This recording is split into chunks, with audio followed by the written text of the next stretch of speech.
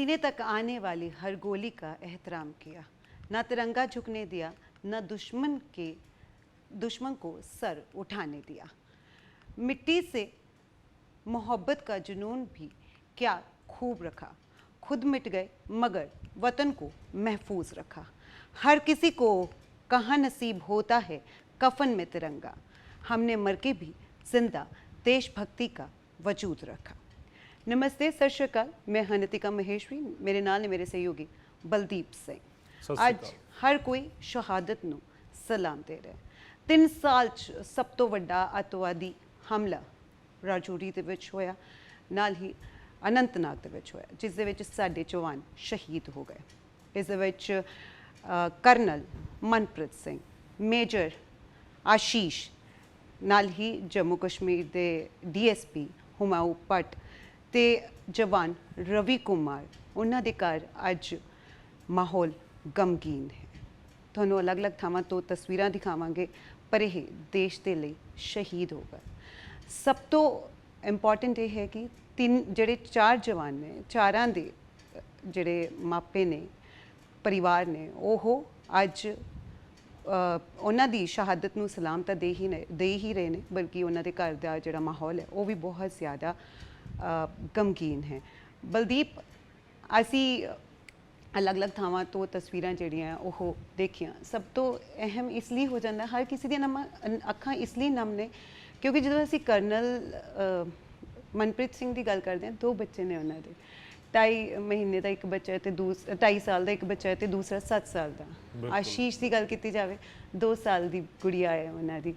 ਨਾਲ ਹੀ ਹੁਮਾਯੂੰ ਭੱਟ 2 ਮਹੀਨੇ ਦੀ ਬੱਚੀ ਹੈ ਉਹਨਾਂ ਦੀ। ਤੇ ਰਵੀ ਕੁਮਾਰ ਦੀ ਗੱਲ ਕਰਦੇ ਹਾਂ ਤਾਂ 2 ਦਸੰਬਰ ਨੂੰ ਵਿਆਹ ਹੋਣਾ ਸੀ। ਤਾਂ ਸਾਰੇ ਇਹ ਸਿਰਫ ਜਦੋਂ ਸਾਡੇ ਜਵਾਨ ਸ਼ਹੀਦ ਹੁੰਦੇ ਨੇ, ਇਹਨਾਂ ਦੇ ਪਰਿਵਾਰ ਦੇ ਸਾਰੇ ਜਿਹੜੇ ਸੁਪਨੇ ਉਹ ਜ਼ਰੂਰ ਟੁੱਟ ਜਾਂਦੇ। ਬਿਲਕੁਲ ਬਿਲਕੁਲ। ਔਰ ਦੇਸ਼ ਖਾਤਰ ਇਹਨਾਂ ਜਿਹੜੇ ਫੌਜੀ ਜਵਾਨ ਉਹਨਾਂ ਨੇ ਸ਼ਹਾਦਤ ਜਿਹੜੀ ਹੈ ਉਹ ਦੇ ਦਿੱਤੀ ਹੈ। ਔਰ ਅਨੰਤਨਾਗ ਦੇ ਵਿੱਚ ਨਿਤਿਕਾ ਜੀ, ਇਹ ਜਿਹੜਾ ਐਨਕਾਊਂਟਰ ਜਾਂ ਮੁੱਠਭੇੜ ਕਹਿ ਲਈਏ, ਇਹ ਘਾਤ ਲਗਾ ਕੇ ਇਹਨਾਂ ਦੇ ਉੱਪਰ ਹਮਲਾ ਕੀਤਾ ਗਿਆ। ਔਰ ਕਿਉਂਕਿ ਕਮਾਂਡਿੰਗ ਆਫਿਸਰ ਆਪਾਂ ਕਹਿ ਸਕਦੇ ਹਾਂ, ਕਮਾਂਡਿੰਗ ਆਫਿਸਰ ਆਮ ਤੌਰ 'ਤੇ ਜਿਹੜੇ ਹੁੰਦੇ ਨੇ ਉਹ ਜਿਹੜੇ ਰਣਨੀਤੀ ਤਿਆਰ ਕਰਨ ਦੇ ਵਿੱਚ ਉਹਨਾਂ ਦਾ ਜ਼ਿਆਦਾ ਜਿਹੜਾ ਯੋਗਦਾਨ ਹੁੰਦਾ ਹੈ, ਬਜਾਏ ਕਿ ਫਰੰਟ ਦੇ ਉੱਪਰ ਜਾਣ ਦੇ। ਪਰ ਜਿਸ ਤਰੀਕੇ ਨਾਲ ਇਹ ਪੂਰਾ ਹਮਲਾ ਹੁੰਦਾ ਹੈ, ਉਹ ਕਈ ਤਰੀਕੇ ਦੇ ਸਵਾਲ ਵੀ ਖੜੇ ਜ਼ਰੂਰ ਹੁੰਦੇ ਨੇ। ਔਰ ਨਾਲ ਦੀ ਨਾਲ ਇੱਕ ਗੱਲ ਕਲੀਅਰ ਹੋ ਜਾਂਦੀ ਹੈ ਕਿ ਪੂਰਾ ਘਾਤ ਲਗਾ ਕੇ ਹਮਲਾ ਕੀਤਾ ਗਿਆ, ਔਰ ਫਿਰ ਹੀ ਜਿਹੜਾ ਇਹ ਜਿਹੜੇ ਫੌਜੀ ਜਵਾਨ ਉਹਨਾਂ ਦੀ ਔਰ ਇਹ ਜੋ ਬਾਰ-ਬਾਰ ਦਾਅਵਾ ਕੀਤਾ ਜਾਂਦਾ ਨਾ ਬਲਦੀਪ, ਕਿ ਹੁਣ ਜੰਮੂ ਕਸ਼ਮੀਰ ਦੇ ਜਿਹੜੇ ਹਾਲਾਤ ਨੇ ਬਿਲਕੁਲ ਸਟੇਬਲ ਨੇ, ਅਜਿਹਾ ਨਹੀਂ ਹੈ। ਅਸੀਂ ਕੱਲ ਤਸਵੀਰਾਂ ਦੇਖੀਆਂ, ਇੱਕ ਪਾਸੇ G20 ਦੇ ਸਕਸੈਸਫੁਲ ਹੋਣ ਤੇ ਜਸ਼ਨ ਮਨਾਇਆ ਜਾ ਰਿਹਾ ਸੀ, ਦੂਜੇ ਪਾਸੇ ਸਾਡਾ ਜਵਾਨ ਬਾਰਡਰ ਤੇ ਸ਼ਹੀਦ ਹੋ ਰਿਹਾ। ਤੇ ਜੰਮੂ ਕਸ਼ਮੀਰ ਦੇ ਅਨੰਤਨਾਗ ਜ਼ਿਲ੍ਹੇ ਦੇ ਕੋਕਰਨਾਗ ਇਲਾਕੇ 'ਚ ਸੁਰੱਖਿਆ ਬਲਾਂ ਅਤੇ ਅੱਤਵਾਦੀਆਂ ਵਿਚਾਲੇ ਮੁੱਠਭੇੜ ਜਾਰੀ ਹੈ। ਇਸ ਵਿੱਚ ਜੰਮੂ ਕਸ਼ਮੀਰ ਪੁਲਿਸ ਦੇ ਤੇ ਫੌਜ ਦੇ 4 ਜਵਾਨ ਸ਼ਹੀਦ ਹੋ ਗਏ ਨੇ। ਇਹ ਆਪਰੇਸ਼ਨ ਪੁਲਿਸ ਤੇ ਫੌਜ ਦੇ ਜਵਾਨਾਂ ਵੱਲੋਂ ਕੀਤਾ ਜਾ ਰਿਹਾ ਹੈ। ਜੰਮੂ ਕਸ਼ਮੀਰ ਦੇ ਅਨੰਤਨਾਗ ਦੇ ਕੋਕਰਨਾਗ 'ਚ ਅੱਤਵਾਦੀਆਂ ਨਾਲ ਮੁਕਾਬਲੇ 'ਚ ਫੌਜ ਦਾ ਇੱਕ ਕਰਨਲ, ਇੱਕ ਮੇਜਰ, ਜੰਮੂ ਕਸ਼ਮੀਰ ਪੁਲਿਸ ਦੇ ਇੱਕ ਡਿਪਟੀ ਸੁਪਰੀਡੈਂਡੈਂਟ ਯਾਨੀ ਕਿ DSP ਤੇ ਇੱਕ ਰਾਈਫਲਮੈਨ ਸ਼ਹੀਦ ਹੋ ਗਏ ਨੇ। ਫਿਲਹਾਲ ਇੱਕ ਸਿਪਾਹੀ ਲਾਪਤਾ ਹੈ। ਸੋ ਬਿਲਕੁਲ ਜੰਮੂ ਕਸ਼ਮੀਰ ਦੇ ਵਿੱਚ ਜੋ ਇਹ ਅੱਤਵਾਦੀ ਹਮਲਾ ਹੋਇਆ, ਆਪਾਂ ਇਹ ਕਹਿ ਸਕਦੇ ਹਾਂ ਕਿ ਪੁਲਵਾਮਾ ਅਟੈਕ ਹੋਇਆ ਸੀ। ਉਸ ਦੇ ਵਿੱਚ ਜੋ ਸਾਡੇ ਸੁਰੱਖਿਆ ਬਲਾਂ ਦੀ ਸ਼ਹਾਦਤ ਹੋਈ ਸੀ, ਉਸ ਤੋਂ ਬਾਅਦ ਇਹ ਇੱਕ ਵੱਡਾ ਹਮਲਾ ਇਸ ਨੂੰ ਗਿਣਿਆ ਜਾ ਸਕਦਾ 2019 ਦੇ ਉਸ ਅਟੈਕ ਤੋਂ ਬਾਅਦ। ਹਾਲਾਂਕਿ ਉਸ ਦਰਮਿਆਨ ਉਸ ਦੇ ਵਿਚਾਲੇ ਵੀ ਕਈ ਤਰ੍ਹਾਂ ਦੇ ਹਮਲੇ ਹੋਏ ਨੇ ਔਰ ਜਿਹੜੇ ਫੌਜ ਦੇ ਜਵਾਨ ਨੇ ਉਹਨਾਂ ਦੀ ਸ਼ਹਾਦਤਾਂ ਹੁੰਦੀਆਂ ਰਹੀਆਂ ਨੇ। ਕੁਝ ਦਿਨ ਪਹਿਲਾਂ ਆਪਾਂ ਦੇਖਿਆ ਕਿ ਬਸੀ ਪਠਾਣਾ ਦਾ ਇੱਕ ਬੜਾ ਯੰਗ ਜਿਹੜਾ ਫੌਜ ਦੇ ਵਿੱਚ ਨੌਜਵਾਨ ਸੀ, 23 ਸਾਲ ਦਾ ਜਿਹੜਾ ਨੌਜਵਾਨ ਸੀ, ਤੇ ਉਸ ਦੀ ਸ਼ਹਾਦਤ ਹੋਈ ਉਸ ਮੁੱਠਭੇੜ ਦੇ ਵਿੱਚ, ਹਮਲੇ ਦੇ ਵਿੱਚ। ਔਰ ਹੁਣ ਕਿਉਂਕਿ ਇਹ ਅਹਿਮ ਇਸ ਲਈ ਵੀ ਬਣ ਜਾਂਦਾ ਹੈ ਕਿ ਆਖਰਕਾਰ ਇੰਟੈਲੀਜੈਂਸ ਦੇ ਸਵਾਲ ਖੜੇ ਹੋ ਜਾਂਦੇ ਨੇ। ਅਗਰ ਕਮਾਂਡਿੰਗ ਆਫਿਸਰ ਇਸ ਤਰੀਕੇ ਨਾਲ ਸ਼ਹੀਦ ਹੋ ਰਿਹਾ ਹੈ, ਇਸ ਤਰੀਕੇ ਨਾਲ ਹਮਲੇ ਦਾ ਸ਼ਿਕਾਰ ਹੋ ਰਿਹਾ ਅੱਤਵਾਦੀਆਂ ਦੇ, ਤਾਂ ਫਿਰ ਡੈਫੀਨੇਟਲੀ ਉਹ ਸਵਾਲ ਖੜੇ ਹੋ ਜਾਂਦੇ ਨੇ ਕਿ ਤੁਹਾਡੀ ਇੰਟੈਲੀਜੈਂਸ ਕਿੱਥੇ ਹੈ। ਇਹ ਸਵਾਲ ਪੁਲਵਾਮਾ ਅਟੈਕ ਵੇਲੇ ਵੀ ਖੜੇ ਹੋਏ ਸੀ ਕਿ ਆਖਰਕਾਰ ਐਡਾ ਲੰਬਾ ਕਾਫਲਾ ਗੁਜ਼ਰ ਰਿਹਾ ਤਾਂ ਜਿਹੜਾ ਸੈਨੀਟਾਈਜ਼ ਕੀਤਾ ਜਾਂਦਾ ਸੜਕਾਂ ਨੂੰ, ਤਾਂ ਉੱਥੇ ਇੰਟੈਲੀਜੈਂਸ ਫੇਲੀਅਰ ਦੀ ਗੱਲ ਆਉਂਦੀ ਹੈ। ਬਿਲਕੁਲ ਬਲਦੀਪ ਤੇ ਇਹ ਦੱਸਿਆ ਜਾ ਰਿਹਾ ਹੈ ਕਿ ਪਹਿਲਾ ਆਪਰੇਸ਼ਨ ਜਿਹੜਾ ਉਹ ਚੱਲ ਰਿਹਾ ਸੀ, ਉਸ ਤੋਂ ਬਾਅਦ ਰਾਤ ਨੂੰ ਇਹ ਆਪਰੇਸ਼ਨ ਰੋਕ ਦਿੱਤਾ ਗਿਆ ਸੀ। ਇਹਨਾਂ ਜਵਾਨਾਂ ਦੇ ਨਾਲ ਕੈਂਟ ਜਿਹੜੇ ਡੌਗ ਸੀ ਉਹਨਾਂ ਦਾ ਜ਼ਿਕਰ ਕਰਨਾ ਵੀ ਜ਼ਰੂਰੀ ਹੈ। 8 ਆਪਰੇਸ਼ਨਸ ਦੇ ਵਿੱਚ ਉਹਨਾਂ ਨੇ ਹਿੱਸਾ ਲਿਆ ਤੇ ਜੇ ਗੱਲ ਕੀਤੀ ਜਾਵੇ 6 ਸਾਲਾਂ ਦੇ ਸੀਗੇ। ਫੌਜ ਆਪਣੇ ਜਵਾਨ ਨੂੰ ਹਮੇਸ਼ਾ ਯਾਦ ਰੱਖਦੀ ਹੈ ਤੇ ਕੈਂਟ ਨੂੰ ਵੀ ਅਸੀਂ ਦੇਖਿਆ ਕਿਸ ਤਰ੍ਹਾਂ ਸ਼ਰਧਾਂਜਲੀ ਦਿੱਤੀ ਗਈ। ਪਰ ਜਦੋਂ ਅਸੀਂ ਜੰਮੂ ਕਸ਼ਮੀਰ ਦੀਆਂ ਤਸਵੀਰਾਂ ਦੇਖਦੇ ਹਾਂ, ਮੋਹਾਲੀ ਦੀਆਂ ਤਸਵੀਰਾਂ ਦੇਖਦੇ ਹਾਂ, ਪਾਣੀਪਤ, ਹਰ ਥਾਂ ਤੇ ਦੇਖਦੇ ਹਾਂ ਕਿ ਕਿਸ ਤਰ੍ਹਾਂ ਇਹਨੇ ਜਿਹੜੇ ਸਾਡੇ ਜਵਾਨ ਨੇ ਜਿਹੜੇ ਸ਼ਹੀਦ ਹੋਏ ਨੇ ਉਹਨਾਂ ਦੇ ਪਰਿਵਾਰਾਂ ਦਾ ਰੋ ਰੋ ਕੇ ਬੁਰਾ ਹਾਲ ਹੈ। ਹਾਲਾਂਕਿ ਅੱਜ ਹਰ ਕੋਈ ਇਹਨਾਂ ਜਵਾਨਾਂ ਨੂੰ ਸ਼ਰਧਾਂਜਲੀ ਦੇ ਰਿਹਾ ਹੈ।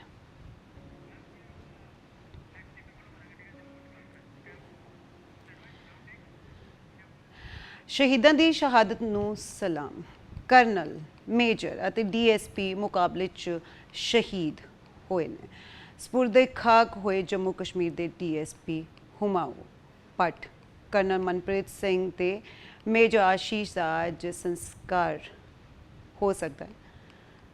ਜੰਮੂ ਕਸ਼ਮੀਰ 'ਚ ਫੌਜ ਤੇ ਅੱਤਵਾਦੀਆਂ ਵਿਚਾਲੇ ਮੁਠਭੇੜ ਦੌਰਾਨ ਇਹ ਜਵਾਨ ਸ਼ਹੀਦ ਹੋ ਗਏ। 3 ਤਸਵੀਰਾਂ ਤੁਹਾਡੀ ਟੀਵੀ ਸਕਰੀਨ ਤੇ ਨੇ। ਪਾਣੀਪਤ, ਮੋਹਾਲੀ ਤੇ ਜੰਮੂ ਕਸ਼ਮੀਰ। ਪਾਣੀਪਤ ਮਨਪ੍ਰੀਤ ਸਿੰਘ ਜਿਹੜੇ ਕਰਨਲ ਸੀ, ਜਿਹੜੇ ਲੀਡ ਕਰ ਰਹੇ ਸੀ ਇਸ ਆਪਰੇਸ਼ਨ ਨੂੰ, ਫਰੰਟ ਤੇ ਸੀ, ਉਹਨਾਂ ਦੇ ਪਰਿਵਾਰ ਤੁਸੀਂ ਦੇਖੋ ਕਿ ਕਿਸ ਤਰ੍ਹਾਂ ਦਾ ਮਾਹੌਲ ਹੈ। ਬਿਲਕੁਲ, ਔਰ ਫੌਜ ਦੇ ਵਿੱਚ ਬਿਲਕੁਲ ਆਪਾਂ ਕਹਿ ਲਓ ਕਿ ਨੌਜਵਾਨ ਇਹ ਫੌਜੀ ਸੀ ਔਰ ਛੋਟੇ ਬੱਚਿਆਂ ਨੂੰ ਪਿੱਛੇ ਛੱਡ ਗਏ ਨੇ, ਪਰਿਵਾਰ ਨੂੰ ਪਿੱਛੇ ਛੱਡ ਗਏ ਨੇ, ਤਾਂ ਜ਼ਾਹਿਰ ਗੱਲ ਹੈ ਕਿ ਉਹਨਾਂ ਦੇ ਲਈ ਇਹ ਦੁੱਖ ਦੀ ਘੜੀ ਸਹਿਣ ਕਰਨੀ ਔਖੀ ਹੁੰਦੀ ਹੈ। 3 ਤਸਵੀਰਾਂ ਪਹਿਲਾਂ ਤੁਹਾਡੀ ਟੀਵੀ ਸਕਰੀਨ ਤੇ ਨੇ। ਪਹਿਲੀ ਪਾਣੀਪਤ ਦੀ ਹੈ। ਆਸ਼ੀਸ਼ ਧੋਨਾ ਜਿਹੜੇ ਨੇ ਉਹਨਾਂ ਦੇ ਪਰਿਵਾਰ ਨੂੰ ਤੁਸੀਂ ਦੇਖ ਪਾ ਰਹੇ ਹੋ। ਔਰ ਇਹ ਵੀ ਦੱਸ ਦਈਏ ਬਲਦੀਪ ਕਿ ਇਸ ਸਾਲ ਸੈਨਾ ਦਾ ਮੈਡਲ ਜਿਹੜਾ ਹੈ ਉਹ ਆਸ਼ੀਸ਼ ਨੂੰ ਮਿਲਣਾ ਸੀ ਤੇ ਮਹਿਜ਼ 2 ਸਾਲ ਦੀ ਬੇਟੀ ਹੈ ਉਹਨਾਂ ਦੀ, ਉਹ ਆਪਣੇ ਪਿਤਾ ਨੂੰ ਹੁਣ ਕਦੇ ਦੇਖ ਨਹੀਂ ਪਾਏਗੀ। ਔਰ ਤੁਸੀਂ ਦੇਖ ਸਕਦੇ ਹੋ ਕਿ ਉਹਨਾਂ ਦੇ ਪਰਿਵਾਰ ਦੇ ਮੈਂਬਰਸ ਕਿਸ ਤਰ੍ਹਾਂ ਭਾਵੁਕ ਨੇ। ਦੂਜੀ ਤਸਵੀਰ ਅਸ ਤੁਹਾਨੂੰ ਮਨਪ੍ਰੀਤ ਸਿੰਘ ਜਿਹੜੇ ਕਰਨਲ ਨੇ ਉਹਨਾਂ ਦੀ ਦਿਖਾ ਰਹੇ ਸੀ। ਉਹਨਾਂ ਦੀ ਮਾਤਾ ਤੁਸੀਂ ਦੇਖ ਸਕਦੇ ਹੋ ਤੇ ਉਹਨਾਂ ਵੱਲੋਂ ਇਹ ਕਿਹਾ ਜਾ ਰਿਹਾ ਸੀ, ਮੈਂ ਉਹਨਾਂ ਦੀ ਮਾਤਾ ਜੀ ਨੂੰ ਸੁਣ ਰਹੀ ਸੀ, ਉਹ ਇਹ ਨਹੀਂ ਕਹਿ ਰਹੇ ਸੀਗੇ ਕਿ ਮੇਰਾ ਬੇਟਾ ਜਿਹੜਾ ਹੈ ਸ਼ਹੀਦ ਹੋ ਗਿਆ ਤੇ ਮੈਂ ਇਸ ਲਈ ਬਹੁਤ ਜ਼ਿਆਦਾ ਭਾਵੁਕ ਹਾਂ। ਉਹ ਕਹਿ ਰਹੇ ਸੀ ਮੇਰੇ ਬੇਟੇ ਨੇ ਹਲੇ ਹੋਰ ਸੇਵਾ ਕਰਨੀ ਸੀ ਦੇਸ਼ ਦੇ ਲਈ, ਉਹ ਇੰਨੀ ਜਲਦੀ ਨਹੀਂ ਜਾ ਸਕਦਾ। ਉਹ ਇਹ ਬੋਲਦੇ ਹੋਏ ਨਜ਼ਰ ਆ ਰਹੇ ਸੀਗੇ। ਜਜ਼ਬਾ ਹੈ ਕਿਉਂਕਿ ਉਹਨਾਂ ਦੀਆਂ 3 ਪੀੜ੍ਹੀਆਂ ਜਿਹੜੀਆਂ ਨੇ ਉਹ ਦੇਸ਼ ਲਈ ਜੰਗ ਲੜ ਰਹੀਆਂ ਨੇ। ਜੇ ਅਸੀਂ ਮਨਪ੍ਰੀਤ ਦੇ ਦਾਦਾ ਜੀ ਦੀ ਗੱਲ ਕਰੀਏ, ਉਹ ਆਜ਼ਾਦੀ ਦੀ ਜੰਗ ਲੜੇ। ਉਹਨਾਂ ਦੇ ਪਿਤਾ ਜਿਹੜੇ ਨੇ ਉਹ ਵੀ ਆਰਮੀ ਦੇ ਵਿੱਚ ਸੀਗੇ। ਜੰਮੂ ਕਸ਼ਮੀਰ ਦੀਆਂ ਤਸਵੀਰਾਂ ਵੀ ਤੁਸੀਂ ਦੇਖ ਸਕਦੇ ਹੋ। ਡੀਐਸਪੀ ਹੁਮਾਊ ਭੱਟ ਦੇ ਘਰ ਦੀਆਂ ਇਹ ਤਸਵੀਰਾਂ ਨੇ। ਹੁਮਾਊ ਭੱਟ ਜਿਹੜੇ ਨੇ ਉਹਨਾਂ ਦੀ ਮਹਿਜ਼ 2 ਮਹੀਨੇ ਦੀ ਬੇਟੀ ਸੀ। ਬੇਟੀਆਂ ਆਪਣੇ ਬਾਪ ਦੇ ਸਭ ਤੋਂ ਜ਼ਿਆਦਾ ਕਲੋਜ਼ ਹੁੰਦੀਆਂ ਨੇ ਤੇ ਹੁਣ ਇਹ ਬੇਟੀਆਂ ਆਪਣੇ ਪਿਤਾ ਨੂੰ ਕਦੇ ਦੇਖ ਨਹੀਂ ਪਾਉਣਗੀਆਂ। ਬਿਲਕੁਲ, ਔਰ ਇਹ ਤਸਵੀਰਾਂ ਜਿਹੜੀਆਂ ਨੇ ਉਹ ਭਾਵੁਕ ਜ਼ਰੂਰ ਕਰਦੀਆਂ ਨੇ ਹਰ ਕਿਸੇ ਨੂੰ, ਕਿਉਂਕਿ ਜਦੋਂ ਫੌਜੀ ਕੋਈ ਜਵਾਨ ਹੈ ਜਿਹੜਾ ਉਹ ਸਰਹੱਦ ਦੇ ਉੱਪਰ ਆਪਣੀ ਦੇਸ਼ ਦੀ ਰਾਖੀ ਕਰਦਾ ਹੋਇਆ ਸ਼ਹੀਦ ਹੋ ਜਾਂਦਾ ਤਾਂ ਉਹ ਤਸਵੀਰਾਂ ਜਦੋਂ ਸਾਹਮਣੇ ਆਉਂਦੀਆਂ ਨੇ ਤਾਂ ਉਹ ਇਕੱਲਾ ਉਸ ਫੌਜੀ ਦੇ ਪਰਿਵਾਰ ਨੂੰ ਨਹੀਂ ਬਲਕਿ ਸਾਨੂੰ ਔਰ तमाम ਦੇਸ਼ ਵਾਸੀਆਂ ਨੂੰ ਉਹ ਇੱਕ ਵਾਰ ਝੰਜੋੜਦੀਆਂ ਜ਼ਰੂਰ ਨੇ। ਮੇਰੇ ਕੋਲ 3 ਤਸਵੀਰਾਂ ਤੁਹਾਡੀ ਟੀਵੀ ਸਕਰੀਨ ਤੇ ਨੇ। ਇਹ ਮਨਪ੍ਰੀਤ ਸਿੰਘ ਜਿਹੜੇ ਕਰਨਲ ਨੇ ਉਹਨਾਂ ਦੇ ਮਾਤਾ ਦੀਆਂ ਤਸਵੀਰਾਂ ਨੇ ਤੇ ਉਹਨਾਂ ਦੀ ਪਤਨੀ ਦੀਆਂ ਤਸਵੀਰਾਂ ਨੇ। ਹਾਲੇ ਫਿਲਹਾਲ ਮਨਪ੍ਰੀਤ ਸਿੰਘ ਦੀ ਜਿਹੜੀ ਪਤਨੀ ਹੈ ਉਹਨਾਂ ਨੇ ਪੂਰੀ ਉਦਸੁਦ ਖੋਈ ਹੋਈ ਹੈ। 2 ਬੱਚਿਆਂ ਨੂੰ ਪਿੱਛੇ ਛੱਡ ਗਏ ਨੇ ਮਨਪ੍ਰੀਤ ਸਿੰਘ। ਸਾਡੇ ਸਹਿਯੋਗੀ ਇਹਨਾਂ ਸ਼ਹੀਦਾਂ ਦੇ ਘਰ ਪਹੁੰਚੇ ਨੇ। ਹਾਲਾਂਕਿ ਇਹਨਾਂ ਦਾ ਦੁੱਖ ਵੰਡਾਣਾ ਤਾਂ ਬਹੁਤ ਔਖਾ ਹੈ, ਪਰ ਤੁਹਾਨੂੰ ਤਸਵੀਰਾਂ ਦਿਖਾਉਂਦੇ ਹਾਂ ਕਿ ਆਖਿਰ ਫਿਲਹਾਲ ਉਹਨਾਂ ਦੇ ਘਰ ਕਿਸ ਤਰ੍ਹਾਂ ਦਾ ਮਾਹੌਲ ਹੈ। ਅੰਕੁਸ਼ ਕੋਲੇ ਸਾਡੇ ਨਾਲ ਜੁੜ ਗਏ ਨੇ, ਕਰਨਲ ਮਨਪ੍ਰੀਤ ਸਿੰਘ ਦੇ ਘਰੋਂ ਜੁੜੇ ਨੇ। ਅੰਕੁਸ਼, ਅਸੀਂ ਤਸਵੀਰਾਂ ਦੇਖਿਆ ਕਿ ਮਾਤਾ ਜੀ ਪੂਰੇ ਉਦਸੁਦ ਖੋਏ ਹੋਏ ਨੇ। ਜਿਹੜੇ ਮਨਪ੍ਰੀਤ ਸਿੰਘ ਦੇ ਪਤਨੀ ਨੇ ਉਹ ਹਲੇ ਵੀ ਕੁਝ ਬੋਲ ਨਹੀਂ ਪਾ ਰਹੇ। 2 ਬੱਚਿਆਂ ਨੂੰ ਪਿੱਛੇ ਛੱਡ ਗਏ ਨੇ। ਫਿਲਹਾਲ ਕਦੋਂ ਤੱਕ ਜਿਹੜੀ ਮ੍ਰਿਤਕ ਦੇਹ ਹੈ ਉਹ ਘਰ ਪਹੁੰਚੇਗੀ? ਬਿਲਕੁਲ ਨੀਤਿਕਾ ਦੱਸਦੀ ਹੈ ਕਿ ਜੋ ਅਪਡੇਟਸ ਇਸ ਵੇਲੇ ਆ ਰਹੀਆਂ ਨੇ, ਸ਼੍ਰੀਨਗਰ ਤਾਂ ਜੋ ਹੈ ਪਾਰਥਿਵ ਦੇ ਸ਼ਹੀਦ ਕਰਨਲ ਮਨਪ੍ਰੀਤ ਸਿੰਘ ਦੀ ਪੁੱਜ ਚੁੱਕੀ ਹੈ, ਲੇਕਿਨ ਇਹ ਵੀ ਕਿਹਾ ਜਾ ਰਿਹਾ ਹੈ ਕਿ ਹੋ ਸਕਦਾ ਹੈ ਕਿ ਕੁਝ ਦਿੱਕਤਾਂ ਦੇ ਕਾਰਨ ਜੋ ਪਾਰਥਿਵ ਦੇ ਆ ਉਹ ਕੱਲ ਪੁੱਜੇ। ਇਹ ਅਪਡੇਟ ਜਿਹੜਾ ਹੈਗਾ ਫੈਮਿਲੀ ਮੈਂਬਰਸ ਚੋਂ ਹੀ ਇੱਕ ਜਿਹੜੇ ਮੈਂਬਰ ਸੀਗੇ ਉਹਦੇ ਬ੍ਰਦਰ ਇਨ ਲਾ ਉਹਨਾਂ ਨੇ ਦਿੱਤਾ ਹੈ। ਹਾਲਾਂਕਿ ਕਨਫਰਮੇਸ਼ਨ ਇਸ ਚੀਜ਼ ਦੀ ਨਹੀਂ ਹੈ, ਲੇਕਿਨ ਵਿਲੰਬ ਹੋ ਸਕਦਾ ਹੈ। ਹੁਣ ਕੱਲ 12:30 ਵਜੇ 에ਅਰਪੋਰਟ ਤੇ ਜੋ ਹੈ ਪਾਰਥਿਵ ਦੇ ਪੁੱਜੇ, ਇਹ ਜਾਣਕਾਰੀ ਜ਼ਰੂਰ ਨਿਕਲ ਕੇ ਸਾਹਮਣੇ ਆ ਰਹੀ ਹੈ। ਔਰ ਇੱਕ ਨੀਤਿਕਾ ਹੋਰ ਇੱਥੇ ਬੜਾ ਇੱਕ ਭਾਵਪੂਰਨ ਚੀਜ਼ ਹੈ ਕਿ ਛੋਟੀ ਜਿਹੀ ਬੱਚੀ, ਜਿਸ ਤਰ੍ਹਾਂ ਅਸੀਂ ਦੱਸ ਰਹੇ ਹਾਂ 2.5 ਸਾਲ ਦੀ ਬਾਣੀ ਹੈ ਜੋ ਸ਼ਹੀਦ ਕਰਨਲ ਮਨਪ੍ਰੀਤ ਸਿੰਘ ਦੀ ਬੇਟੀ, ਉਸ ਨੂੰ ਤਾਂ ਚਲੋ ਹੋਸ਼ ਨਹੀਂ ਹੈ, ਲੇਕਿਨ 7 ਸਾਲ ਦਾ ਬੱਚਾ ਫਿਰ ਵੀ ਕਈ ਕੁਝ ਸਮਝ ਜਾਂਦਾ ਹੈ। ਤੇ 7 ਸਾਲ ਦਾ ਉਹ ਬੱਚਾ ਜੋ ਕਬੀਰ ਹੈ ਉਹ ਹਜੇ ਵੀ ਸਕੂਲ 'ਚ ਹੈ, ਜਾਣ ਕੇ ਉਸ ਨੂੰ ਨਹੀਂ ਲਿਆਇਆ ਜਾ ਰਿਹਾ ਤਾਂ ਕਿ ਇਹੋ ਜਿਹੇ ਮਾਹੌਲ 'ਚ ਜਿੰਨਾ ਲੇਟ ਆਏ ਉਨਾ ਹੀ ਅੱਛਾ ਹੈ। ਔਰ ਇਹਨਾਂ ਦੇ ਜੋ ਬ੍ਰਦਰ ਇਨ ਲਾ ਮਨਪ੍ਰੀਤ ਦੇ, ਉਸਦੇ ਬੱਚੇ ਵੀ ਜੋ ਹੈ ਉੱਥੇ ਹੀ ਪੜ੍ਹਦੇ ਨੇ, ਉਸ ਤੋਂ ਸੀਨੀਅਰ ਨੇ, ਉਹਨਾਂ ਨੂੰ ਨਾਲ ਰੱਖਿਆ ਗਿਆ ਹੈ ਉੱਥੇ ਤਾਂ ਕਿ ਉੱਥੇ ਧਿਆਨ ਰੱਖਿਆ ਜਾਵੇ ਤਾਂ ਕਿ ਉਸ ਕਬੀਰ ਤੱਕ ਕੋਈ ਜਾਣਕਾਰੀ ਨਾ ਦੇ ਦੇਵੇ। ਤਾਂ ਬਹੁਤ ਹੀ ਭਾਵਪੂਰਨ ਜੋ ਹੈ ਇਹ ਆਪਣੇ ਆਪ 'ਚ ਗੱਲ ਹੈ ਕਿ ਬੱਚੇ ਨੂੰ ਪਤਾ ਹੀ ਨਹੀਂ ਹੈ ਕਿ ਪਿਤਾ ਦਾ ਸਾਇਆ ਉਸ ਤੋਂ ਉੱਠ ਚੁੱਕਿਆ ਹੈ ਔਰ ਦੇਸ਼ ਦੇ ਨਾਮ ਕੁਰਬਾਨੀ ਦੇ ਦਿੱਤੀ ਹੈ, ਦੇਸ਼ ਵਾਸੀਆਂ ਦੀ ਸੁਰੱਖਿਆ ਦੇ ਨਾਮ ਤੇ ਕੁਰਬਾਨੀ ਦੇ ਦਿੱਤੀ ਹੈ। ਔਰ ਜਾਣਕਾਰੀ ਜਿਸ ਤਰ੍ਹਾਂ ਦੇ ਰਹੇ ਹਾਂ, ਔਰ ਪਾਰਥਿਵ ਦੇ ਜੋ ਆਏਗਾ ਉਹ ਉੱਥੇ ਮੋਹਾਲੀ ਵਿਖੇ, ਨਿਊ ਚੰਡੀਗੜ੍ਹ ਵਿਖੇ ਜਿਹੜਾ ਪਿੰਡ 'ਚ ਹੀ ਹੈ ਉਧਰ ਹੀ ਆਏਗਾ। ਇੱਧਰ ਇਨਲਾਜ਼ ਹੈ, ਸਿਰਫ ਉਹਦੇ ਵਾਈਫ ਇਸ ਕਰਕੇ ਇੱਥੇ ਰਹਿੰਦੇ ਨੇ ਕਿਉਂਕਿ ਉਹ ਜੋਬ ਕਰਦੇ ਨੇ, ਮੋਰਨੀ 'ਚ ਇਕਨੋਮਿਕਸ ਦੇ ਪ੍ਰੋਫੈਸਰ ਨੇ, ਇਸ ਕਰਕੇ ਸਿਰਫ ਉਹ ਪੰਚਕੂਲਾ ਇੱਥੇ ਸੈਕਟਰ 26 ਵਿਖੇ ਰਹਿੰਦੇ ਨੇ। ਰੋ ਕੇ ਉਹਨਾਂ ਦੀ ਭੈਣ ਦਾ ਵੀ, ਜਗਮੀਤ ਜੋ ਵਾਈਫ ਨੇ ਮਨਪ੍ਰੀਤ ਦੇ, ਉਹਨਾਂ ਦਾ ਤੇ ਉਹਨਾਂ ਦੀ ਭੈਣ ਦਾ ਸਵੇਰ ਦਾ ਹੀ ਰੋ ਬੁਰਾ ਹਾਲ ਹੈ। ਉਹਨਾਂ ਦੀ ਸਿਸਟਰ ਆਪਣੇ ਸਿਸਟਰ ਦਾ ਦੁੱਖ ਨਹੀਂ ਦੇਖ ਪਾ ਰਹੀ, ਉਹ ਬਾਹਰ ਸੜਕ ਤੇ ਆ ਕੇ ਵਿਲਾਪ ਕੀਤਾ। ਉਹ ਵੀ ਅਸੀਂ ਤਸਵੀਰਾਂ ਬਹੁਤ ਹੀ ਜਿਹੜਾ ਹੈਗਾ ਇੱਕ ਹਿੰਮਤ ਕਰਕੇ ਕਿਸੇ ਤਰ੍ਹਾਂ ਦਿਖਾਣੀਆਂ ਪੈ ਰਹੀਆਂ ਨੇ ਉਹ ਤਸਵੀਰਾਂ ਵੀ ਸਾਨੂੰ ਵੀ। ਤੇ ਇਹ ਘਰ 'ਚ ਲਗਾਤਾਰ ਜਿਹੜਾ ਹੈ ਆਣਾ ਜਾਣਾ ਜਾਰੀ ਹੈ। ਔਰ ਇੱਕ ਵਾਰ ਫਿਰ ਜੋ ਹੈ ਅਸੀਂ ਪੁੱਛਣ ਦੀ ਇੱਥੇ ਕੋਸ਼ਿਸ਼ ਕਰਾਂਗੇ ਕਿ ਪਾਰਥਿਵ ਦੇਹ ਦਾ ਕੋਈ ਹੋਰ ਅਪਡੇਟ ਆਇਆ ਹੋਵੇ, ਲੇਕਿਨ ਹਾਲਾਂਕਿ ਇਹੀ ਜਾਣਕਾਰੀ ਨਿਕਲ ਕੇ ਸਾਹਮਣੇ ਆ ਰਹੀ ਸੀ ਕਿ ਸ਼੍ਰੀਨਗਰ ਜੋ ਹੈ ਪੁੱਜ ਚੁੱਕਿਆ ਹੈ, ਲੇਕਿਨ ਹੋ ਸਕਦਾ ਹੈ ਕਿ ਪਾਰਥਿਵ ਦੇਹ ਅੱਜ ਨਾ ਆ ਕੇ ਚੰਡੀਗੜ੍ਹ ਵਿਖੇ ਕੱਲ ਆਵੇ। ਤੇ ਜਿਸ ਤਰ੍ਹਾਂ 2003 ਚ ਐਜ਼ ਕਿ ਉਹਨਾਂ ਦੇ ਬੇਟੇ ਨੂੰ ਹਾਲੇ ਇਹ ਲੈਫਟੀਨੈਂਟ ਪਤਾ ਹੀ ਨਹੀਂ ਹੈ ਕਿ ਉਹਨਾਂ ਦੇ ਪਿਤਾ ਨਹੀਂ ਰਹੇ, ਪਰ ਇਹਨਾਂ ਦੇ ਪਰਿਵਾਰ ਦੀ ਗੱਲ ਕਰੀਏ ਤਾਂ 3 ਪੀੜ੍ਹੀਆਂ ਜਿਹੜੀਆਂ ਨੇ ਉਹ ਦੇਸ਼ ਦੀ ਸੇਵਾ ਕਰ ਰਹੀਆਂ ਨੇ। ਅਸੀਂ ਗੱਲ ਕਰ ਰਹੇ ਸੀ ਕਰਨਲ ਮਨਪ੍ਰੀਤ ਸਿੰਘ ਦੇ ਦਾਦਾ ਦੀ, ਜਿਹੜੇ ਆਜ਼ਾਦੀ ਦੀ ਜਿਨ੍ਹਾਂ ਨੇ ਜੰਗ ਲੜੀ। ਉਸ ਦੇ ਨਾਲ ਹੀ ਉਹਨਾਂ ਦੇ ਪਾਪਾ ਦੀ ਗੱਲ ਕੀਤੀ ਜਾਵੇ, ਉਹ ਵੀ ਫੌਜ ਦੇ ਵਿੱਚ ਸੀਗੇ। ਤੇ ਅਸੀਂ ਉਹਨਾਂ ਦੀ ਮਾਂ ਨੂੰ ਵੀ ਸੁਣ ਰਹੇ ਸੀਗੇ, ਉਹਨਾਂ ਵੱਲੋਂ ਇਹ ਨਹੀਂ ਕਿਹਾ ਜਾ ਰਿਹਾ ਸੀਗਾ ਕਿ ਹਾਂ ਮੈਂ ਆਪਣੇ ਬੇਟੇ ਨੂੰ ਖੋਇਆ, ਮੈਨੂੰ ਉਸ ਦਾ ਸਭ ਤੋਂ ਜ਼ਿਆਦਾ ਦੁੱਖ ਹੈ। ਉਹਨਾਂ ਨੇ ਕਿਹਾ ਕਿ ਮੇਰੇ ਬੇਟੇ ਨੇ ਹਲੇ ਦੇਸ਼ ਦੀ ਹੋਰ ਸੇਵਾ ਕਰਨੀ ਸੀ, ਉਹ ਇੰਨੀ ਜਲਦੀ ਕਿਵੇਂ ਜਾ ਸਕਦਾ ਹੈ, ਇਹ ਉਹਨਾਂ ਵੱਲੋਂ ਕਿਹਾ ਜਾ ਰਿਹਾ ਸੀ। ਬਿਲਕੁਲ ਇੱਕ ਉਹ ਮਾਂ ਜਿਸਨੇ ਭਾਰਤ ਮਾਂ ਤੋਂ ਆਪਣਾ ਪੁੱਤ ਵਾਰ ਦਿੱਤਾ ਹੈ, ਕਿਉਂਕਿ ਕੁੱਖੋਂ ਜੰਮਿਆ ਪੁੱਤ ਜਿਸ ਨੂੰ ਛੋਟੇ ਹੁੰਦੇ ਤੋਂ ਪਾਲਿਆ ਵੱਡਾ ਕੀਤਾ, ਔਰ ਉਸ ਨੂੰ ਜਿਹੜਾ ਹੈਗਾ ਉਸ ਦੀ ਕੁਰਬਾਨੀ ਤੇ ਇਹੋ ਜਿਹੇ ਨੀਤਿਕਾ ਸ਼ਬਦ ਕਹਿਣ ਲਈ ਵੀ ਬਹੁਤ ਇੱਕ ਵੱਡਾ ਜਿਗਰਾ ਚਾਹੀਦਾ ਹੈ। ਤੇ ਉਹ ਅਸੀਂ ਸਮਝ ਸਕਦੇ ਹਾਂ, ਉਹਨਾਂ ਦੇ ਦੁੱਖ ਦਾ ਤਾਂ ਪਹਾੜ ਟੁੱਟਿਆ ਹੀ ਹੋਇਆ ਹੈ, ਲੇਕਿਨ ਅਗਰ ਉਹ ਇੰਨੀ ਵੱਡੀ ਗੱਲ ਕਹਿ ਰਹੇ ਹੈ ਤਾਂ ਉਹਨਾਂ ਦਾ ਬੜप्पन ਹੈ। ਉਹਨਾਂ ਦੇ ਫੈਮਿਲੀ ਮੈਂਬਰ ਤੋਂ ਇੱਕ ਵਾਰ ਗੱਲ ਕਰ ਲੈਂਦੇ हैं। सर पार्थिव देह का जैसे आप बता रहे थे, अब कल आएगा? कल ਬਿਲਕੁਲ ਜਿਸ ਤਰ੍ਹਾਂ ਨੀਤਿਕਾ ਵੀ ਕਹਿ ਰਹੇ ਸੀ ਕਿ ਹੁਣ ਕੱਲ ਦੀ ਜਾਣਕਾਰੀ ਦੇ ਰਹੇ ਨੇ ਪਰਿਵਾਰ ਵਾਲੇ, ਔਰ ਗੱਲ ਕਰਨ ਦੀ ਜ਼ਿਆਦਾ ਹਾਲਾਤ ਕੋਈ ਵੀ ਇਸ ਵੇਲੇ ਨਹੀਂ ਹੈ। ਅਸੀਂ ਇਹਨਾਂ ਦਾ ਦੁੱਖ ਸਮਝ ਸਕਦੇ ਹਾਂ, ਹਾਲਾਂਕਿ ਬੱਚਾ ਹਲੇ ਕਬੀਰ ਆਣਾ ਹੈ, ਹਜੇ ਸਕੂਲ ਤੋਂ ਆਣਾ ਹੈ, ਉਹ ਬਹੁਤ ਭਾਵਪੂਰਨ ਹੋਏਗਾ ਕਿ ਇੱਕ ਮਾਂ ਜਿਸ ਦਾ ਪਹਿਲਾਂ ਹੀ ਉਸ ਕਬੀਰ ਦੀ ਮਾਂ ਮਨਪ੍ਰੀਤ ਦੀ ਵਾਈਫ ਜੋ ਪਹਿਲਾਂ ਹੀ ਰੋ ਕੇ ਸਵੇਰ ਤੋਂ ਬੁਰਾ ਹਾਲ ਹੈ, ਅੱਖਾਂ ਸੁਜਾਲੀਆਂ, ਜਿਸ ਵੇਲੇ ਆਪਣੇ ਛੋਟੇ ਜਿਹੇ ਬੱਚੇ ਦੇ ਗਲ ਲੱਗ ਕੇ ਰੋਵੇਗੀ, ਉਹ ਬਹੁਤ ਹੀ ਜਿਹੜਾ ਹੈਗਾ ਦਿਲਾਂ ਨੂੰ ਵਰੁੰਦਣ ਵਾਲੇ ਜਿਹੜਾ ਹੈਗਾ ਉਹ ਪਲ ਹੋਣਗੇ। ਔਰ ਸਭ ਤੋਂ ਜ਼ਿਆਦਾ ਜਦੋਂ ਇੱਥੇ ਪਾਰਥਿਵ ਦੇਹ ਪੁੱਜੇਗੀ, ਕਿਉਂਕਿ ਜੋ ਛੋਟੀ ਜਿਹੀ ਬੱਚੀ ਹੈ ਉਹ ਜ਼ਿਆਦਾ ਜਿਸ ਤਰ੍ਹਾਂ ਮਾਂ ਕੋਲ ਰਹਿ ਰਹੀ ਹੈ ਇੱਥੇ ਕਾਫੀ ਲੰਬੇ ਸਮੇਂ ਤੋਂ, ਤਾਂ ਸਵੇਰ ਤੋਂ ਮਾਂ ਕਰ ਰਹੀ ਸੀ ਬਾਣੀ, ਤੇ ਜਦੋਂ ਪਿਤਾ ਦੇ ਆਖਰੀ ਦਰਸ਼ਨ ਕਰੇਗੀ, ਨਤਮਸਤਕ ਹੋਵੇਗੀ, ਜਿਸ ਨੂੰ ਪਤਾ ਵੀ ਨਹੀਂ ਹੋਵੇਗਾ, ਹੋਸ਼ ਵੀ ਨਹੀਂ ਹੈ, ਉਹ ਬਹੁਤ ਆਪਣੇ ਆਪ 'ਚ ਦਿਲ ਨੂੰ ਵਰੁੰਦਣ ਵਾਲੇ ਦ੍ਰਿਸ਼। ਬਿਲਕੁਲ ਅੰਕੁਸ਼, ਤੇ ਬੇਟੀਆਂ ਦੀ ਗੱਲ ਕੀਤੀ ਜਾਵੇ ਤਾਂ ਕਹਿੰਦੇ ਸਭ ਤੋਂ ਜ਼ਿਆਦਾ ਕਲੋਜ਼ ਆਪਣੇ ਬਾਪ ਦੇ ਹੁੰਦੀਆਂ ਨੇ, ਭਾਵੇਂ ਬਾਪ ਉਹਨਾਂ ਦੀ ਕਿੰਨੀ ਵੀ ਦੂਰੀ ਤੇ ਰਹਿੰਦਾ ਹੋਵੇ, ਪਰ ਸਭ ਤੋਂ ਜ਼ਿਆਦਾ ਕਲੋਜ਼ ਆਪਣੇ ਬਾਪ ਦੇ ਹੁੰਦੀਆਂ ਨੇ। ਅਸੀਂ ਤੁਹਾਨੂੰ ਮੋਹਾਲੀ ਵੀ ਲੈ ਚੱਲਦੇ ਹਾਂ, ਉੱਥੇ ਦਿਖਾਉਂਦੇ ਹਾਂ ਕਿ ਕਿਸ ਤਰ੍ਹਾਂ ਜਿਹੜਾ ਪਰਿਵਾਰ ਹੈ ਉੱਥੇ ਭਾਵੁਕ ਹੈ, ਕਿਉਂਕਿ ਦੱਸਿਆ ਜਾ ਰਿਹਾ ਹੈ ਕਿ ਜਿਹੜੀ ਦੇਹ ਹੈ ਉਹ ਮੋਹਾਲੀ ਘਰ ਹੀ ਪਹੁੰਚੇਗੀ। ਸੰਮਤ ਮਹਿਲ ਸਾਡੇ ਸਹਿਯੋਗੀ ਸਵੇਰ ਤੋਂ ਹੀ ਉੱਥੇ ਪਹੁੰਚੇ ਹੋਏ ਨੇ। ਹਾਲਾਂਕਿ ਜਿਸ ਤਰ੍ਹਾਂ ਅੰਕੁਸ਼ ਵੀ ਕਹਿ ਰਹੇ ਸੀਗੇ ਕਿ ਸ਼ਾਇਦ ਅਸੀਂ ਇਹਨਾਂ ਦਾ ਦੁੱਖ ਵੰਡਾ ਨਹੀਂ ਸਕਦੇ, ਪਰ ਇਹ ਤਸਵੀਰਾਂ ਦਿਖਾਉਣੀਆਂ ਬਹੁਤ ਜ਼ਰੂਰੀ ਨੇ। ਬਲਦੀ ਸੋ ਸੰਮਤ ਸਾਡੇ ਨਾਲ ਬਣੇ ਹੋਏ ਨੇ ਮੋਹਾਲੀ ਤੋਂ, ਸਮਤ ਜ਼ਾਹਿਰ ਗੱਲ ਹੈ ਕਿ ਮਾਹੌਲ ਤਾਂ ਗਮਗੀਨ ਹੋਏਗਾ ਹੀ, ਔਰ ਇਸ ਵੇਲੇ ਜਿਹੜਾ ਜੋ ਪਰਿਵਾਰ ਦੇ ਲਈ ਇਸ ਦੁੱਖ ਨੂੰ ਸਹਿਨ ਕਰਨਾ ਵੀ ਬੜਾ ਮੁਸ਼ਕਿਲ ਹੋਏਗਾ। ਪਰ ਇੱਕ ਗੱਲ ਮੈਂ ਅਕਸਰ ਦੇਖਦਾ ਹੁੰਦਾ, ਜਦੋਂ ਵੀ ਕਿਸੇ ਫੌਜੀ ਜਵਾਨ ਜੋ ਸ਼ਹੀਦ ਹੁੰਦਾ ਹੈ ਸਰਹੱਦ ਦੇ ਉੱਪਰ ਆਪਣੀ ਦੇਸ਼ ਦੀ ਰਾਖੀ ਕਰਦਾ, ਬੇਸ਼ੱਕ ਪਰਿਵਾਰ ਦੁੱਖ ਦੇ ਵਿੱਚ ਜ਼ਰੂਰ ਹੁੰਦਾ ਹੈ, ਪਰ ਇੱਕ ਗੱਲ ਦਾ ਫਖਰ ਉਹਨਾਂ ਨੂੰ ਵੀ ਮਹਿਸੂਸ ਹੁੰਦਾ ਹੈ ਕਿ ਦੇਸ਼ ਦੀ ਸੇਵਾ ਦੇ ਵਿੱਚ ਉਹਨਾਂ ਦੇ ਜਿਹੜਾ ਪੁੱਤ ਨੇ ਜਿਹੜਾ ਉਹ ਆਪਣੀ ਸ਼ਹਾਦਤ ਦੇ ਦਿੱਤੀ ਹੈ।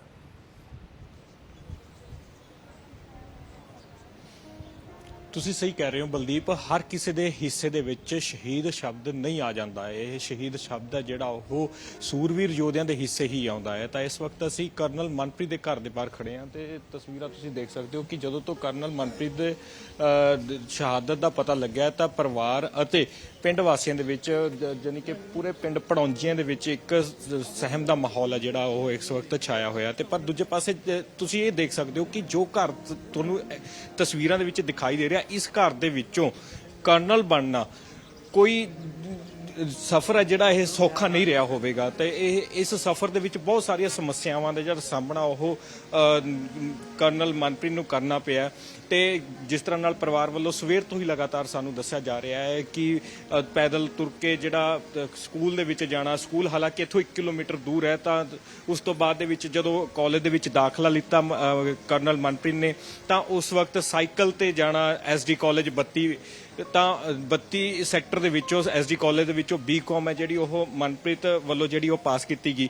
ਤਾਂ ਇਹ ਸਫ਼ਰ ਹੈ ਜਿਹੜਾ ਉਹ ਬਹੁਤ ਜ਼ਿਆਦਾ ਜਿਹੜਾ ਉਹ ਸਮੱਸਿਆਵਾਂ ਦੇ ਵਿੱਚ ਜੂਝਦਾ ਹੋਇਆ ਰਿਹਾ ਹੈ। ਤੇ ਪਰ ਦੂਜੇ ਪਾਸੇ ਜਦੋਂ 2003 ਦੇ ਵਿੱਚ as a lieutenant colonel Manpreet ਜਦੋਂ ਸਿਲੈਕਟ ਹੋਏ ਆਰਮੀ ਦੇ ਵਿੱਚ ਤਾਂ ਉਸ ਵਕਤ ਪਿਓ ਦੇ ਖੁਸ਼ੀ ਦਾ ਟਿਕਾਣਾ ਨਹੀਂ ਰਿਹਾ ਸੀਗਾ, ਕਿਉਂਕਿ ਇਸ ਇੱਕ ਤੁਹਾਨੂੰ ਹੋਰ ਗੱਲ ਦਿਲਚਸਪ ਹੈ ਜਿਹੜੀ ਉਹ ਦੱਸ ਦੇਣਾ। ਮਨਪ੍ਰੀਤ ਦੀ ਕਹਾਣੀ ਹੈ ਜਿਹੜੀ ਉਹ ਮਨੋਜ ਪਾਂਡੇ ਨਾਲ ਬਹੁਤ ਜ਼ਿਆਦਾ ਮਿਲਦੀ ਜੁਲਦੀ ਹੈ। ਜਦੋਂ Manpreet as a lieutenant colonel select ਹੋਏ ਤਾਂ ਉਹਨਾਂ ਤੋਂ ਪੁੱਛਿਆ ਗਿਆ ਕਿ ਤੁਸੀਂ ਕਿਹੜੀ ਰੈਜੀਮੈਂਟ ਦੇ ਵਿੱਚ ਜਾਣਾ, ਤਾਂ ਉਹਨਾਂ ਵੱਲੋਂ ਸਾਫ਼ ਤੌਰ ਦੇ ਉੱਤੇ ਕਿਹਾ ਗਿਆ ਕਿ ਜਿਹੜੇ ਰੈਜੀਮੈਂਟ ਵਿੱਚ ਮੇਰੇ ਫਾਦਰ ਨੇ ਐਜ਼ ਅ ਸਿਪਾਹੀ ਜਿਹੜੀ ਨੌਕਰੀ ਕੀਤੀ ਹੈ ਤਾਂ ਉਸੇ ਰੈਜੀਮੈਂਟ ਨੂੰ ਮੈਂ ਚੁਣਾਂਗਾ। ਤਾਂ ਉਸ ਵਕਤ ਆਰਮੀ ਵੱਲੋਂ ਸਾਰੇ ਕਾਗਜ਼ ਆ ਜਿਹੜੇ ਉਹ ਖੰਗਾਲੇ ਗਏ ਤੇ ਛਾਣਬੀਨ ਕੀਤੀ ਗਈ ਕਿ ਇਹਨਾਂ ਦੇ ਮਨਪ੍ਰੀਤ ਲੈਫਟੀਨੈਂਟ ਕਰਨਲ ਦੇ ਫਾਦਰ ਅਖੀਰਕਾਰ ਕਿਹੜੀ ਰੈਜੀਮੈਂਟ ਦੇ ਵਿੱਚ ਸੀ, ਕਿ ਵਾਕਈ ਹੀ ਸਿਪਾਹੀ ਰਹੇ ਨੇ ਉਹ। ਤਾਂ ਉਸ ਤੋਂ ਬਾਅਦ ਦੇ ਵਿੱਚ ਜਦੋਂ ਕਾਗਜ਼ ਖੰਗਾਲੇ ਗਏ ਤਾਂ ਪਾਇਆ ਗਿਆ ਕਿ ਉਹਨਾਂ ਦੇ ਫਾਦਰ ਵੱਲੋਂ ਵੀ ਜਿਹੜਾ ਐਜ਼ ਅ ਸਿਪਾਹੀ ਦੇ ਵਜੋਂ ਜਿਹੜੀ ਇਸ ਰੈਜੀਮੈਂਟ ਦੇ ਵਿੱਚ ਜਿਸ ਰੈਜੀਮੈਂਟ ਦੇ ਵਿੱਚ ਲੈਫਟੀਨੈਂਟ ਕਰਨਲ ਵਜੋਂ ਜਿਹੜੇ ਮਨਪ੍ਰੀਤ ਤੈਨਾਤ ਸਨ ਤਾਂ ਉਸੇ ਰੈਜੀਮੈਂਟ ਨੂੰ ਜਿਹੜਾ ਮਨਪ੍ਰੀਤ ਨੂੰ ਸੌਂਪ ਦਿੱਤਾ ਗਿਆ। ਤਾਂ ਇੱਕ ਪਿਓ ਲਈ ਉਦੋਂ ਬਹੁਤ ਜ਼ਿਆਦਾ ਫਖਰ ਮਹਿਸੂਸ ਹੁੰਦਾ, ਮਾਣ ਵਾਲੀ ਗੱਲ ਹੁੰਦੀ ਆ ਜਦੋਂ ਉਸ ਦਾ ਪੁੱਤ ਉਹੀ ਰੈਜੀਮੈਂਟ ਦੇ ਵਿੱਚ ਉਸ ਤੋਂ ਸਭ ਤੋਂ ਵੱਡੇ ਅਹੁਦੇ ਤੇ ਜਦੋਂ ਪਹੁੰਚ ਜਾਂਦਾ ਹੈ।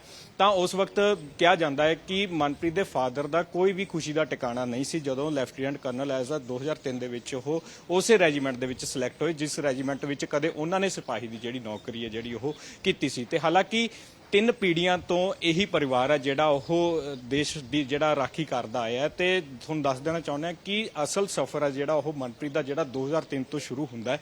2005 ਦੇ ਵਿੱਚ ਜਾ ਕੇ ਉਹਨਾਂ ਨੂੰ ਟ੍ਰੇਨਿੰਗ ਤੋਂ ਬਾਅਦ ਦੇ ਵਿੱਚ ਜੁਆਇਨ ਕਰਾਇਆ ਜਾਂਦਾ ਹੈ। ਤਾਂ ਜਿਸ ਤੋਂ ਬਾਅਦ ਦੇ ਵਿੱਚ ਲੈਫਟੀਨੈਂਟ ਕਰਨਲ ਤੋਂ ਬਾਅਦ ਦੇ ਵਿੱਚ ਕਰਨਲ ਦਾ ਸਫ਼ਰ ਹੈ ਜਿਹੜਾ ਉਹ ਕਈ ਆਪਰੇਸ਼ਨਾਂ ਦੇ ਵਿੱਚੋਂ ਲੰਘਦਾ ਹੋਇਆ ਨਜ਼ਰ ਆਉਂਦਾ। 2016 ਦੇ ਵਿੱਚ ਤੁਹਾਨੂੰ ਦੱਸ ਦੇਣਾ ਚਾਹੁੰਦਾ ਕਿ ਠੀਕ ਇਸੇ ਤਰ੍ਹਾਂ ਦਾ ਕੁਝ ਆਪਰੇਸ਼ਨ ਪਹਿਲਾਂ ਵੀ ਜਿਹੜਾ ਮਨਪ੍ਰੀਤ ਵੱਲੋਂ ਲੀਡ ਕੀਤਾ ਗਿਆ ਸੀ। ਤੇ ਇੱਥੇ ਇੱਕ ਚੀਜ਼ ਹੋਰ ਤੁਹਾਨੂੰ ਦੱਸ ਦਿੰਦੇ ਆ ਬਲਦੀਪ, ਜੋ ਗਾਰਡ ਮਤਲਬ ਦੱਸ ਦੇਣਾ ਕਰਨਲ ਦੇ ਇਰਦ ਗਿਰਦ ਲਗਭਗ 26 ਗਾਰਡ ਜਿਹੜੇ ਤੈਨਾਤ ਹੁੰਦੇ ਨੇ ਤੇ ਮਨਪ੍ਰੀਤ ਦੇ ਇਰਦ ਗਿਰਦ 26 ਗਾਰਡਾਂ ਦੀ ਤੈਨਾਤੀ ਸੀ ਤੇ 26 ਦੇ 26 ਗਾਰਡ ਨੇ ਜਿਹੜੇ ਉਹ ਇਸੇ ਚੰਡੀਗੜ੍ਹ ਏਰੀਏ ਨੂੰ ਜਿਹੜੇ ਕਵਰ ਕਰਦੇ ਸੀ। ਤਾਂ ਉਹਨਾਂ ਵੱਲੋਂ ਇੱਕ ਚੀਜ਼ ਸਾਫ਼ ਤੌਰ ਤੇ ਕਹੀ ਜਾਂਦੀ ਸੀ ਕਿ ਅਸੀਂ ਜੇਕਰ ਗਾਰਡ ਦੇ ਵਜੋਂ ਰਹਿਣਾ ਹੈ ਤਾਂ ਅਸੀਂ ਮਨਪ੍ਰੀਤ ਦੇ ਨਾਲ ਹੀ ਰਹਾਂਗੇ। ਉਹ ਮਨਪ੍ਰੀਤ ਦੇ ਨਾਲ ਰਹਿਣਾ ਪ੍ਰਾਊਡ ਫੀਲ ਕਰਦੇ ਸੀ ਕਿਉਂਕਿ ਬਹਾਦਰੀ ਦੀ ਮਿਸਾਲ ਹੈ ਜਿਹੜੀ ਉਹ ਅਕਸਰ ਹੀ ਰੈਜੀਮੈਂਟ ਦੇ ਵਿੱਚ ਮਨਪ੍ਰੀਤ ਦੀ ਦੰਦੇ ਆਏ ਨੇ ਸਾਰੇ। ਧੰਨਵਾਦ ਸੰਮਤ। ਹਾਲਾਂਕਿ ਪਰਿਵਾਰ ਜਿਹੜਾ ਹੈ ਜਦੋਂ ਵੀ ਅਸੀਂ ਕਿਸੇ ਜਵਾਨ ਦੇ ਪਰਿਵਾਰ ਨਾਲ ਗੱਲ ਕਰਦੇ ਹਾਂ ਤਾਂ ਉਹ ਕਹਿੰਦੇ ਨੇ ਕਿ ਜਦੋਂ ਵੀ ਸਾਡਾ ਪੁੱਤ ਜਾਂਦਾ ਹੈ ਬਾਰਡਰ ਤੇ ਜਾਂ ਫਿਰ ਡਿਊਟੀ ਤੇ ਜਾਂਦਾ ਹੈ, ਹਾਲਾਂਕਿ ਉਹ ਇੱਕ ਉਮੀਦ ਜਿਹੜੀ ਹੈ ਦਿਲ 'ਚ ਹੁੰਦੀ ਹੈ ਕਿ ਸਾਡਾ ਬੱਚਾ ਵਾਪਸ ਆਏਗਾ, ਪਰ ਇੱਕ ਡਰ ਹਮੇਸ਼ਾ ਰਹਿੰਦਾ ਹੈ ਕਿ ਕੀ ਅਸੀਂ ਉਹਨੂੰ ਦੁਬਾਰਾ ਕਦੇ ਦੇਖ ਪਾਵਾਂਗੇ ਜਾਂ ਨਹੀਂ ਦੇਖ ਪਾਵਾਂਗੇ। ਖੈਰ ਅਸੀਂ ਦੇਖ ਪਾ ਰਹੇ ਹਾਂ ਕਿ ਕਿਸ ਤਰ੍ਹਾਂ ਮਨਪ੍ਰੀਤ ਸਿੰਘ ਦੇ ਘਰ ਜਿਹੜਾ ਮਾਹੌਲ ਹੈ ਉਹ ਗਮਗੀਨ ਹੈ, ਹਰ ਕੋਈ ਉੱਥੇ ਭਾਵੁਕ ਨਜ਼ਰ ਆ ਰਿਹਾ। ਫਿਲਹਾਲ ਸਾਡੇ ਸੀਨੀਅਰ ਸਹਿਯੋਗੀ ਪ੍ਰਮੋਦ ਸ਼ਰਮਾ ਜੀ ਸਾਡੇ ਨਾਲ ਜੁੜ ਗਏ ਨੇ। ਉਹਨਾਂ ਤੋਂ ਜਾਣਦੇ ਹਾਂ ਕਿ ਆਖਿਰ ਕਦ ਤੱਕ ਜਿਹੜੀ ਦੇਹ ਹੈ ਉਹ ਪਹੁੰਚ ਸਕती है।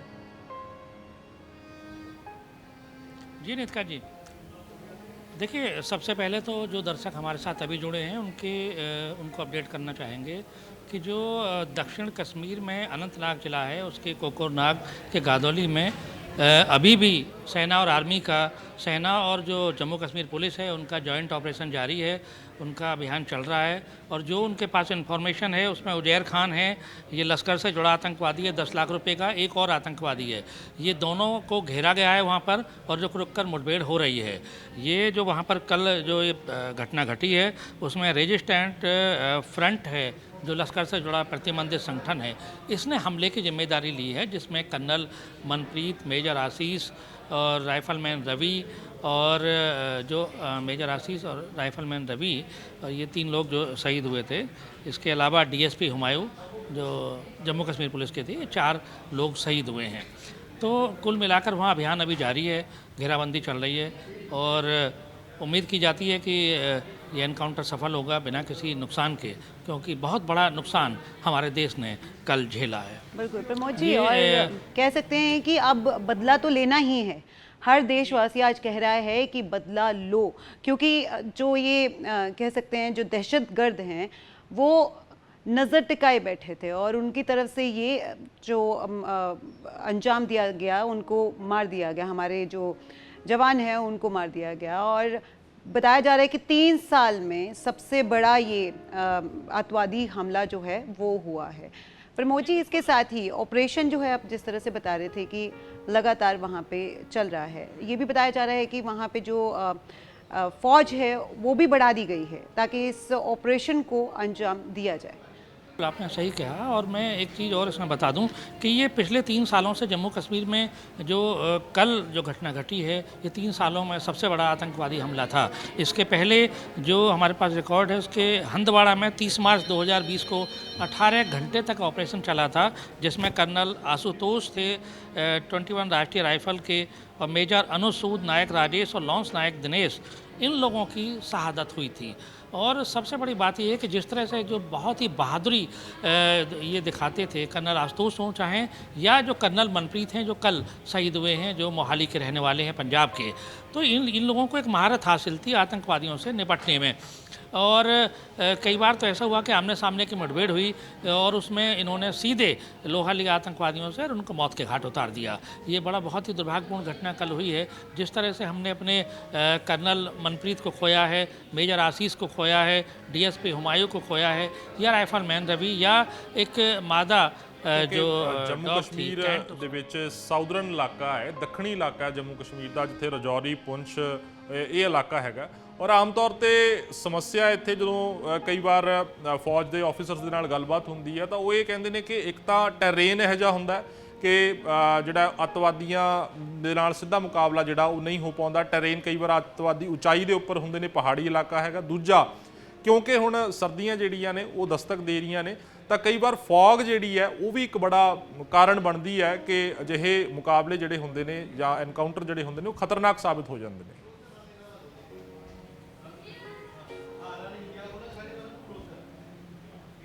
माफ़ कीजिए बल्दीप, आवाज़ आपकी मैं सुन नहीं पा रहा हूँ जी। ਪ੍ਰਮੋਦ, ਮੈਂ ਇਹ ਗੱਲ ਕਰ ਰਿਹਾ ਕਿ ਕਿਉਂਕਿ ਜੰਮੂ ਕਸ਼ਮੀਰ ਦੇ ਸਾਊਦਰਨ ਪਾਰਟ ਦੇ ਵਿੱਚ, ਦੱਖਣੀ ਹਿੱਸੇ ਦੇ ਵਿੱਚ ਇਹ ਹੋ ਰਿਹਾ, ਰਾਜੌਰੀ ਔਰ ਪੁੰਛ, ਅਨੰਤਨਾਗ, ਕੋਕਰਨਾਗ ਦਾ ਜਿਹੜਾ ਇਲਾਕਾ ਹੈਗਾ, ਤਾਂ ਇੱਕ ਤਾਂ ਟੈਰੇਨ ਜਿਹੜੀ ਹੈ ਉਹ ਥੋੜੀ ਜਿਹੀ ਡਿਫਰੈਂਟ ਹੁੰਦੀ ਹੈ।